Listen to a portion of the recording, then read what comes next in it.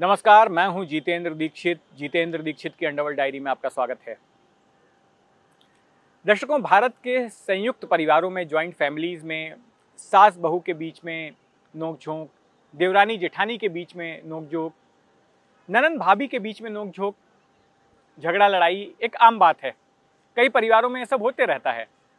लेकिन एक कहानी ऐसी भी है जहां पर देवरानी और जेठानी के बीच होने वाले एक झगड़े की वजह से एक शख्स फांसी के फंदे तक पहुंच गया, उसे सजाए मौत मिल गई। तो ये कहानी 12 मार्च 1993 के मुंबई बमकांड से जुड़ी हुई है।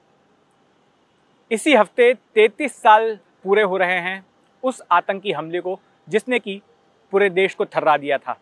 12 मार्च 1993 के दिन मुंबई शहर में 12 जगह बम धमाके हुए थे। एक एक करके मुंबई के कई इलाकों में air India building, Bombay stock exchange, Zaveri Bazaar, century Bazaar, Mumbai airport, sea rock hotel, Katha Bazaar, कई ठिकानों पर एक एक करके धमाके हुए, जिनमें कि 257 लोगों की मौत हुई और करीब 750 लोग घायल हुए।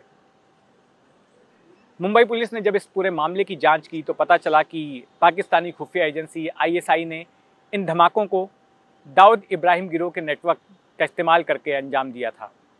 और दाऊद इब्राहिम ने इस काम को अंजाम देने के लिए टाइगर मेमन की मदद ली थी। टाइगर मेमन एक स्मगलर था जो कि सोने चांदी की स्मगलिंग करता था। गुजरात के तटों पर दुबई से जो कंसाइनमेंट्स आते थे उनको उतरवाता था। इसके अलावा महाराष्ट्र के कोंकण के तटों पर कंसाइनमेंट्स को उतरवाता था। उसका अपना एक नेटवर्क था और उसी नेटवर्क के ज़रिए आईडीएक्स और हथियारों की खेप उतरवाई गई और इन धमाकों को अंजाम दिया गया।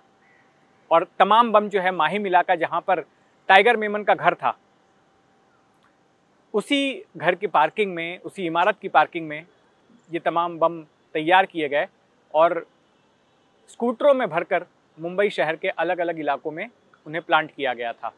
और 12 मार्च की दोपहर को एक एक करके ये बम फटने लगे। तो इस जांच में एक बात ये सामने आई कि जिस दिन ये धमाके हो रहे थे उसके पहले ही टाइगर मेमन अपने भाई याकूब मेमन और अपने परिवार के तमाम सदस्यों के साथ मुंबई छोड़ चुका था। धमाकों के पहले ही वो सुबह सुबह फ्लाइट पकड़कर अपने परिवार के साथ दुबई निकल गया। दुबई के बाद में वो कराची गया। अब ये कहानी वहीं से शुरू होती है कि भारतीय जांच एजेंसियों की गिरफ्त से बचने के लिए मेमन का परिवार जो है पाकिस्तान में रह रहा था और पाकिस्तान ने शह दे रखी थी। लेकिन जो टाइगर मेमन की पत्नी थी शबाना, उसकी याकूब मेमन की पत्नी से नहीं जमती थी। याकूब मेमन के बारे में आपको बता दें कि याकूब मेमन एक चार्टर्ड अकाउंटेंट था और मेमन परिवार में सबसे पढ़ा लिखा सदस्य माना जाता था। टाइगर मेमन का जो भी पैसों का हिसाब किताब होता था वो याकूब मेमन ही देखता था। तो टाइगर मेमन ने पूरी साजिश को अंजाम दिया था, वो मास्टरमाइंड था, लेकिन याकूब मेमन भी उसमें साथ में था। याकूब को भी आरोपी बनाया गया था। और ऐसे में जब टाइगर मेमन भागा तो साथ में याकूब को भी भागना पड़ा और ये लोग पाकिस्तान में रहने लगे। अब होता यह है कि जैसा मैंने बताया, शबाना मेमन और राहीन मेमन जो याकूब मेमन की पत्नी थी, इन दोनों के बीच आपस में नहीं जमती थी। इन दोनों के बीच रोज़ाना झगड़ा होता था, खटपट होती थी और शबाना मेमन ताने कसती थी राहीन की पत्नी पर। और इसकी वजह से याकूब मेमन काफ़ी परेशान हो गया था। रोज़ उसकी पत्नी किटकिट करती थी, रोज़ राहीन मेमन शिकायत करती थी कि आज शबाना ने ये कहा, आज ये कहा और अब यहाँ पर रहना मुश्किल हो गया है। तो इससे याकूब मेमन बड़ा परेशान हो गया था। वो सोच रहा था कि क्या किया जाए। इस बीच फिर से एक बार राहीन मेमन का शबाना के साथ झगड़ा हो जाता है और फिर राहीन मेमन अपने पति पर भड़क जाती है, याकूब मेमन पर, और कहती है कि कब तक हम इनके टुकड़ों पर पलेंगे। क्योंकि पाकिस्तान में वो टाइगर मेमन के ही रहमो करम पर थे, क्योंकि आईएसआई से जो भी लाइजनिंग हो रही थी वो टाइगर मेमन की हो रही थी। तो सारा कुछ इंतज़ाम जो है टाइगर मेमन की तरफ से ही करवाया जा रहा था।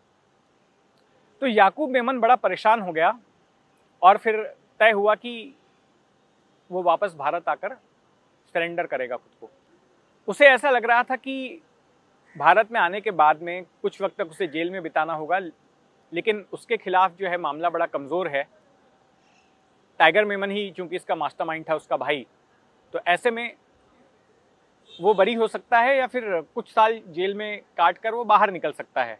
उसे लगा नहीं था कि और भी कोई बड़ी सज़ा उसे मिल सकती है। तो ये सोच के साथ में उसने सरेंडर करने की सोची।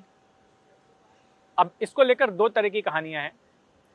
एक ये कि उसने खुद से सरेंडर किया भारतीय एजेंसियों के सामने, और दूसरी कहानी ये कि उसे सीबीआई ने गिरफ्तार किया जब वो भारत आया, नई दिल्ली रेलवे स्टेशन के पास से। जो भी हो, लेकिन इतना था कि याकूब मेमन भारत आ गया था और बाद में उसका परिवार भी आ गया। और उसके पीछे की कहानी जो किसी चार्जशीट में दर्ज नहीं है, जो किसी रिमांड एप्लीकेशन में दर्ज नहीं है, जो किसी सीबीआई या पुलिस के कागजात में दर्ज नहीं है, और जो कहानी डी कंपनी से जुड़े लोग या टाइगर मेमन से जुड़े लोग, मुस्तफ़ा डोसा से जुड़े लोग सुनाते हैं, वो यही है कि याकूब मेमन अपनी पत्नी की वजह से, जिसका झगड़ा टाइगर मेमन की पत्नी के साथ होता था, यानी कि इन देवरानी जेठानी के झगड़े की वजह से याकूब मेमन वापस आने को मजबूर हुआ। और फिर आगे क्या हुआ सभी जानते हैं। टाडा अदालत में उसके खिलाफ मुकदमा चला और फिर टाडा अदालत ने उसे फांसी की सज़ा सुनाई। 30 जुलाई 2015 को याकूब मेमन को नागपुर की जेल में सुबह 7 बजे के करीब फांसी के फंदे पर लटका दिया गया। मैं उस वक्त वहीं पर था, नागपुर में ही था, इस खबर की कवरेज के लिए गया था। और आपको याद होगा कि वो बड़ा ही ऐतिहासिक मामला था, क्योंकि याकूब मेमन की फांसी को रोकने के लिए समाज के कई जाने माने लोग, कई दिग्गज लोग, कई प्रतिष्ठित लोग जो है, उन्होंने रात के वक्त सुप्रीम कोर्ट का दरवाज़ा खटखटाया था। और सुप्रीम कोर्ट ने देर रात तक, रात को 2-3 बजे तक हियरिंग ली थी, जिसमें कि याचिका ये रखी गई कि याकूब मेमन की फांसी की सज़ा खारिज कर दी जाए, उसे फांसी ना दी जाए। लेकिन सुप्रीम कोर्ट ने उस अर्जी को खारिज कर दिया, उस याचिका को खारिज कर दिया, और चंद घंटों बाद सुबह सुबह याकूब मेमन को फांसी के फंदे पर लटका दिया गया।